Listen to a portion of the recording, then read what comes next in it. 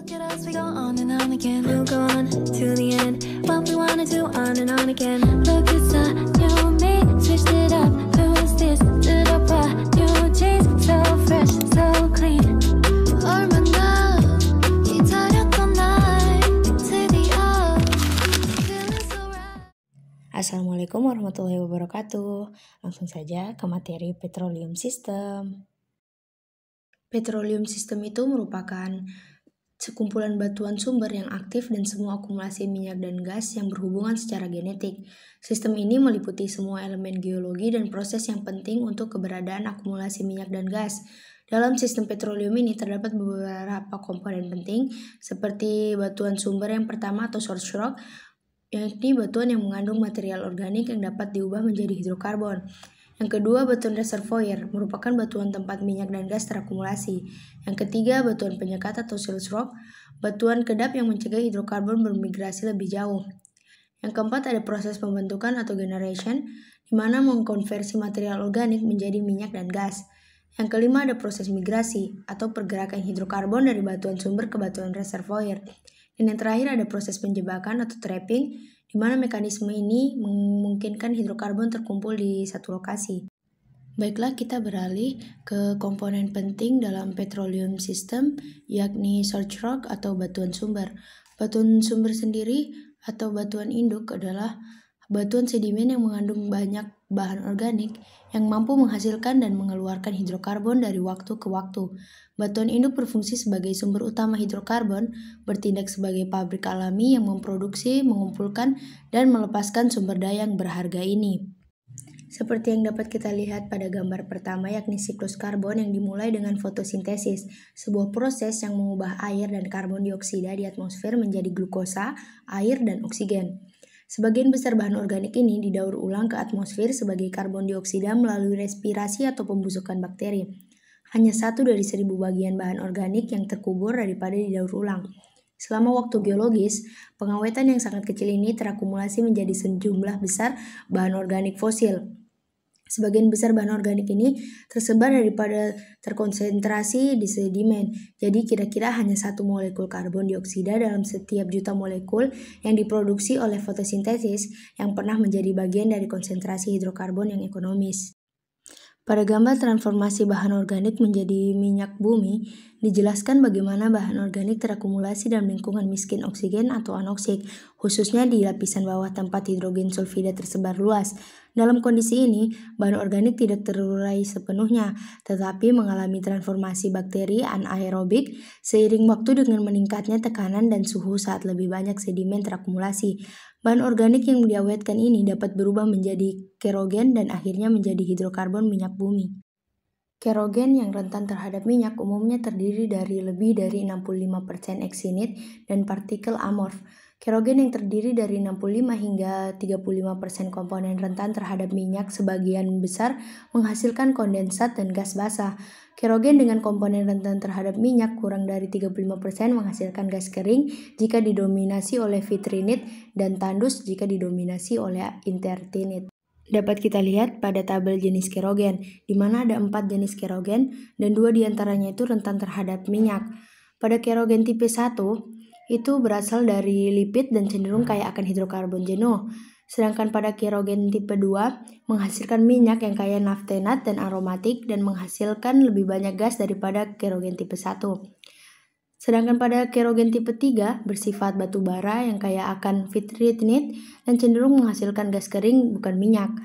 Sedangkan pada kerogen tipe 4 sangat langka dan karena terutama berasal dari inertinit, hasil hidrokarbonnya sangat rendah. Kemudian kita beralih ke reservoir rocks, merupakan batuan reservoir atau batuan di bawah permukaan bumi sebagai tempat terakumulasinya hidrokarbon.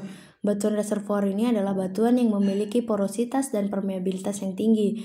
Porositas batuan reservoir dapat diartikan sebagai kapasitas penyimpanan hidrokarbon pada batuan reservoir, dan permeabilitas dapat diartikan sebagai kapasitas produksi hidrokarbon pada batuan reservoir. Batuan reservoir pada umumnya berupa batuan sedimen atau batu pasir.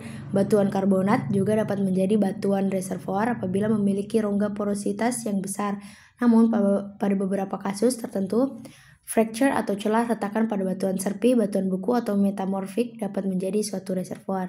Dapat kita lihat pada gambar porositas dari batuan reservoir. Terdapat greater porosity and less porosity, yang dimana cubic packing ini porosity-nya bisa mencapai 47%, sedangkan rhombohedral packing porosity-nya hanya mencapai 26%. Dapat dilihat pada gambar, permeabilitas merupakan kemampuan batuan untuk mengalirkan fluida melalui media berpori. Permeabilitas ini diukur dalam satuan darcy. Karena sedikit batuan yang memiliki permeabilitas 1 darcy, biasanya dinyatakan dalam milidarcy atau MD atau 1/1000 dari darcy. Dari klasifikasi permeabilitas di atas, terdapat 4 pengklasifikasian. Yang pertama itu ada permeabilitas buruk atau poor dari 1 hingga 10 md. Yang kedua ada permeabilitas cukup atau fair dengan dari 10 hingga 100 md. Yang ketiga ada permeabilitas baik atau good dari 100 hingga 1000 md. Dan yang terakhir ada permeabilitas excellent atau sangat baik lebih dari 1000 md. Pada gambar wettability batuan reservoir, suatu batuan mengandung air dan minyak. Biasanya air akan berada sebagai lapisan tipis yang menempel pada butiran batuan dengan minyak mengisi ruang di antaranya. Reservoir semacam ini disebut water wet atau basahan air karena air adalah fase fluida yang membasahi butiran batuan tersebut. Kita beralih ke sills rock. Dapat dilihat pada gambar di samping merupakan contoh dari sills rock yang juga dikenal sebagai cap rock atau batuan penutup. Merupakan lapisan batuan kedap air yang mencegah minyak dan gas keluar ke atas atau ke samping, sehingga minyak dan gas ini dapat terperangkap di dalam batuan reservoir. Contoh batuan yang bertindak sebagai sills rock seperti batuan shale atau batuan serpih, kemudian batuan evaporate seperti anhidrit dan garam, kemudian batuan karbonat yang memiliki porositas 0. Berikut merupakan contoh batuan penutup yang terkait dengan trap pada petroleum system, seperti batuan penutup yang terkait dengan trap anti-clean, foul trap, stratigraphic pinch-out trap, unconformity trap, serta salt dome dan cell diaper trap. Lanjut pada proses generation atau proses pembentukan serta proses pematangan. Dapat dilihat pada tabel proses pematangan berdasarkan kedalaman. Di sini terdapat diagenesis, merupakan proses reaksi kimia yang terjadi beberapa ribu tahun pertama setelah penguburan pada suhu kurang dari 50 derajat Celcius. Selama proses ini, oksigen, nitrogen, dan belerang dikeluarkan dari bahan organik yang menyebabkan peningkatan kandungan hidrogen dari bahan organik sedimen. Sekitar 10 hingga 20% minyak bumi terbentuk selama proses ini. Yang kedua ada katagenesis, di mana reaksi terjadi antara 60 dan 200 derajat Celcius. Selama katagenesis, senyawa organik terpapar beragam reaksi degradasi termal yang mencakup reduksi ikatan rangkap dengan menambahkan atom belerang atau hidrogen, reaksi retak, dan reaksi kondensasi. Kemudian ada metagenesis, terjadi pada suhu lebih dari 200 derajat Celcius, dan dianggap sebagai jenis metamorfisme tingkat sangat rendah. Sebagian besar minyak bumi terbentuk selama katagenesis dan metagenesis, sisa bahan organik biogenik. Mengubah biomolekul menjadi minyak bumi disebut pematangan. Lanjut pada proses migrasi atau pergerakan hidrokarbon dari sumbernya ke batuan reservoir. Migrasi hidrokarbon terdiri dari 4 tahap, yakni migrasi primer, merupakan proses hilangnya hidrokarbon dari batuan sumber. Yang kedua, migrasi sekunder, merupakan migrasi dari sumber ke reservoir sepanjang sistem pembawa yang sederhana atau kompleks, termasuk migrasi di dalam batuan reservoir itu sendiri.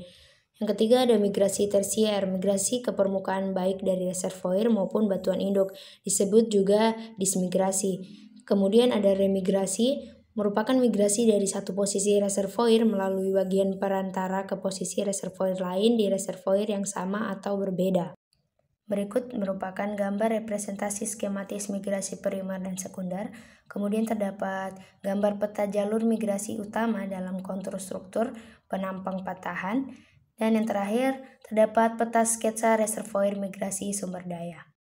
Kemudian kita masuk pada sistem petroleum, yakni trap atau perangkap, merupakan struktur geologi yang memungkinkan akumulasi hidrokarbon, minyak, dan gas bumi di batuan reservoir, mencegah migrasi ke atas atau lateral. Perangkap ini diklasifikasikan sebagai perangkap struktural atau stratigrafi yang terbentuk oleh proses geologi seperti pelipatan, patahan, atau perubahan pengendapan sedimen. Structural traps atau perangkap struktural merupakan formasi geologi yang dapat menahan minyak dan gas bumi, mencegahnya bermigrasi lebih jauh. Pada perangkap struktural terutama merupakan hasil dari pelipatan dan patahan atau keduanya. Dapat dilihat pada gambar di atas, terdapat normal fault di mana lapisan batuan terputus oleh patahan dan terjadi pergerakan vertikal di mana blok hanging wall bergerak turun relatif terhadap footwall. Area hitam menunjukkan zona potensial akumulasi hidrokarbon di mana fluida dapat terperangkap di bawah lapisan impermeable. Pada reverse fault, lapisan batuan terputus dengan blok atap bergerak naik relatif terhadap blok lantai. Struktur ini menciptakan perangkap potensial di mana hidrokarbon dapat terakumulasi pada zona yang ditunjukkan dengan warna hitam. Kemudian ada fault-fault combination, yang dimana menampilkan interaksi antara patahan dan pelipatan batuan. Lapisan batuan mengalami deformasi berupa lipatan dan juga terputus oleh patahan.